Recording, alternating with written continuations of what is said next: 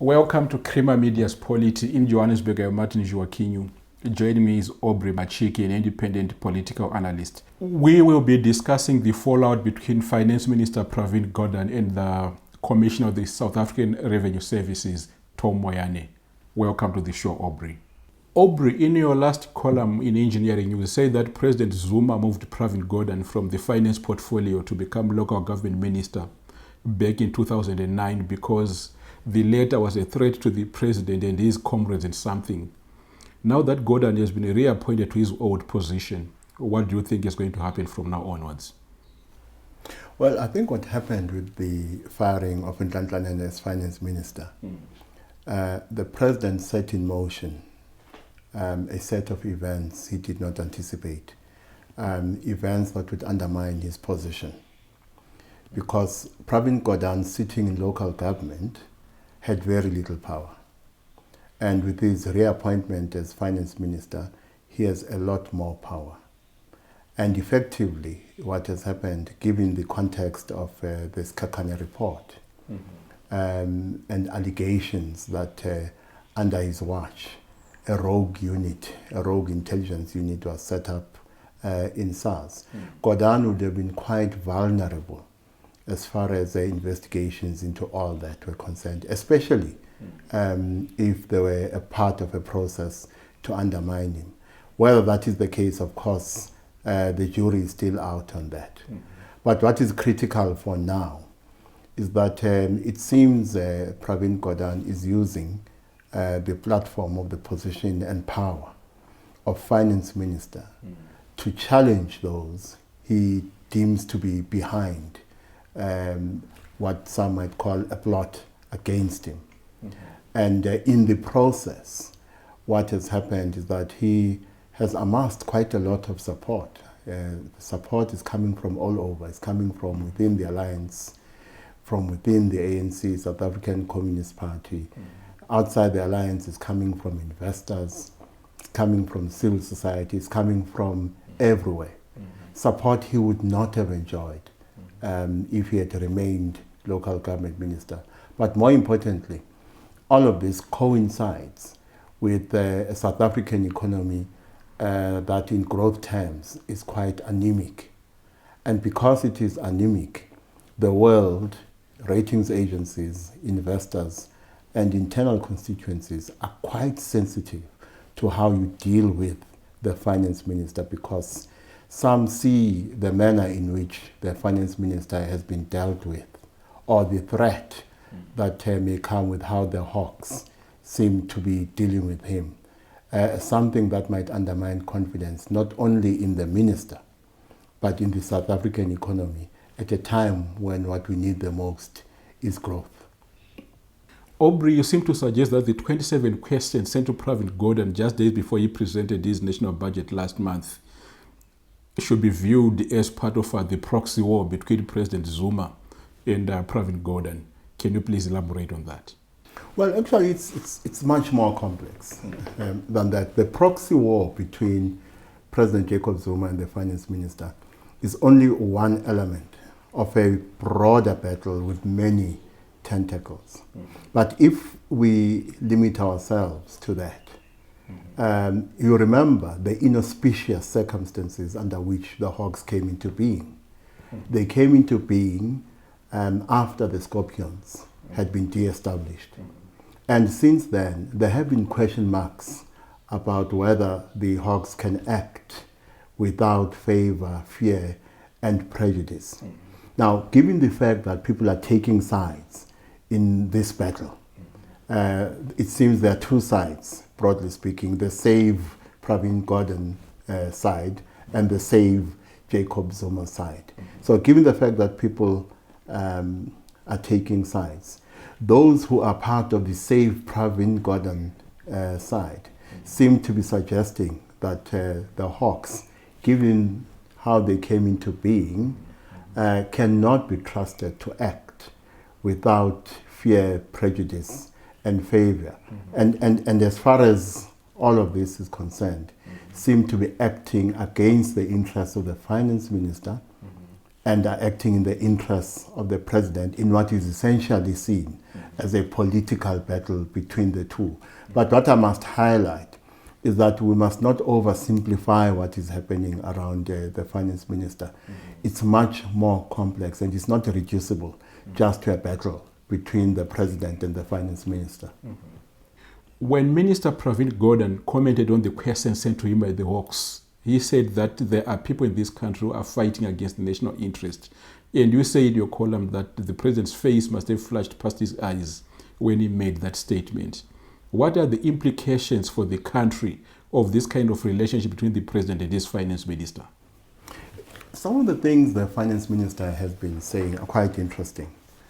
In fact, there was a report on 702 that during a panel discussion, the finance minister said that the decision to fire Nhlanhla Nene on the 9th of December was an attempted coup on National Treasury. From where I'm sitting, when he made that statement, he effectively accused the president of treason, or at least of being behind such an attempted coup. And remember that the context from the 90s is that on the left of the ANC, particularly the SACP and COSATU, there have been voices that have suggested in the past that National Treasury is a state within a state that is independent, firstly from the wishes, desires and policies of the ANC, but also more importantly, independent from the post-apartheid state itself. In other words, National Treasury as a state within a state tends to operate on the basis of a logic that is located not within the ANC, but that is located outside the ANC. So some of the hostilities towards National Treasury have come from that. And therefore the reading that some are making is that what is being targeted is not just the finance minister, but this institution, National Treasury itself. And there are those then who, coming out in support or in defense of the finance minister, are actually coming out in defense of what they see as threats to this institution, and National Treasury. But in defending National Treasury, in their view, they're actually defending something much more important, and that is economic stability, macroeconomic stability in particular, because there is a view amongst international investors, amongst those who operate within the big business sector and the private sector in general, that if the finance minister is not protected, and if National Treasury is not protected, and if this battle, this proxy battle deepens, what will happen is that South Africa will move much closer towards a credit rating downgrade to junk status. And therefore that's another imperative for those who are defending the finance minister, that the country must stave off the possibility of a credit rating downgrade to junk status. But if you look at what people are invoking, it's reminiscent of what I saw prior to the Polokwane conference, when both sides of the battle argued that they were acting in defense of the National Democratic Revolution. Of course, one side or both sides were lying, because it's not possible that in that battle both were acting in defense of the National Democratic Revolution. In this battle too, you are beginning to see a similar pattern, that people are invoking the national interest and are creating an other. They project themselves as defenders of economic stability, and the other as enemies of the national interest and economic stability. Now there are two possibilities as far as I'm concerned. Those who invoke the national interest are doing so in an Orwellian sense. In other words, it's an exercise in Orwellian manipulation. They are trying to color our views to their advantage about what is really happening here. In other words, it may be an attempt to obscure the complexities of this matter, but to create the impression that this is a battle between good and evil. And of course, Pravin Gordhan here will represent good, and the president and those who support him will represent evil. In my own view, we should avoid a situation where we reduce this and other political battles that are going on in the country into a battle simply between good and evil, or even bad and good, because it could simply be a battle between bad and bad. As I always say, when it comes to battles of this nature, it is almost always the case that there are battles between devils with halos and angels with horns on their heads. Okay. Aubrey, you seem to suggest in your column that Zuma is now more isolated than ever following the Hawks incident. Can you please elaborate on that? Well, you know, history is funny in that if you look at important events in history, you can look at the First World War, for instance. You can even look at our own history, how the balance of forces in the Southern African region was changed by the Battle of Cuito-Cuinavale. It takes a single event sometimes to change the course of history. Former President Thabo Mbeki now has been reduced to writing a weekly column simply because one event, the firing of Jacob Zuma as deputy president of the country, set in train a set of events that led to his demise. In a similar vein, the firing of Nene is that single event. On the 8th of December 2015, Jacob Zuma was much more secure than he is today. With the firing of Nene on the 9th of December, President Jacob Zuma is in a much weaker position than he was on the 8th of December. Of course, he has been undermined by other events, particularly his U-turn on Nhlanhla.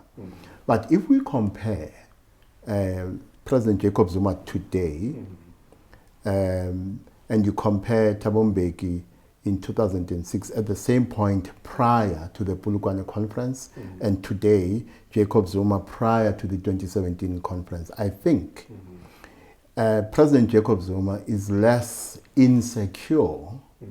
His position is not as undermined or compromised as was the case with President Mbeki at the same time. Because the difference between the two is that firstly, President Jacob Zuma understood that he needed to maintain tight control over the party, whereas President Mbeki maintained tight control over the state and lost the party.